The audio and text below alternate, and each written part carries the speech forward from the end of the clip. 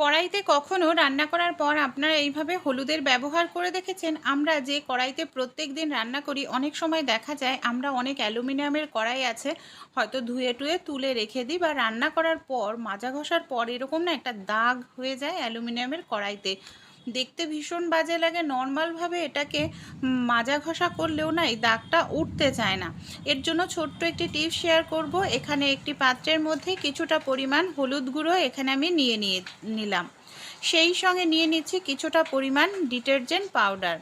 1 চামচ পরিমাণ detergent powder নিচ্ছি, আর এখানে আমি নিচ্ছি সামান্য একটু পরিমাণ জল। খুব ভালো করে এই দুটোকে মিশিয়ে নিতে হবে। হলুদ যে কোনো অ্যালুমিনিয়ামের পাত্রকে নতুনের মতো চকচকে করতে ভীষণ সাহায্য করে।